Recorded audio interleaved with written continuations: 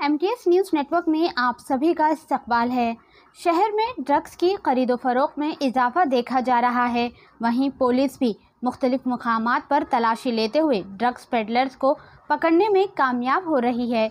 Shamshabad police ने ban रियासत drug का कारोबार करने वाले एक जोड़े को गिरफ्तार किया और मुर्गा बनाया।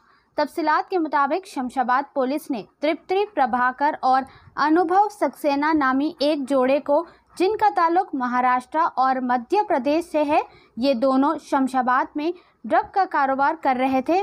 पुलिस ने इन्हें गिरफ्तार करते हुए मुर्गा बनाया और इनके कब्जे से 20 लाख रुपए मालियत के ड्रग्स भी जब्त किए।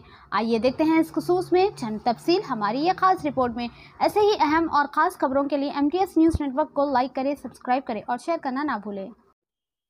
నిన్న అనగా 29/5/2024 రోజు సాయంత్రం 4 గంటల పరిధిలో ఒక ఇద్దరు వ్యక్తులను అదుపులో తీసుకోవడం జరిగింది.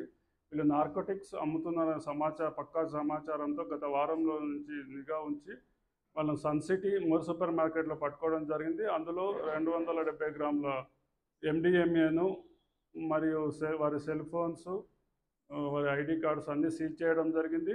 ఆ ఇద్దరు వ్యక్తులపై నార్కోటిక్ ఎన్డీపీఎస్ యాక్ట్ 1985 కేసు నమోదు చేయబడింది. దాని ప్రాపర్టీ విలువ సుమారు 20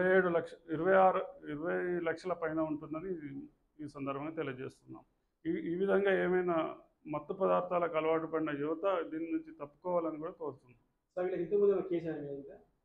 వీళ్ళ మీద ఇక్కడ హైదరాబాద్లో మాత్రం ఇంతవరకు ఎలాంటి కేసు మాకు లేదు. మరి మహారాష్ట్రలో ఏమన్నా ఉందో మాకు తెలుసుకుంటాం, దర్యాప్తు తెలుస్తుంది.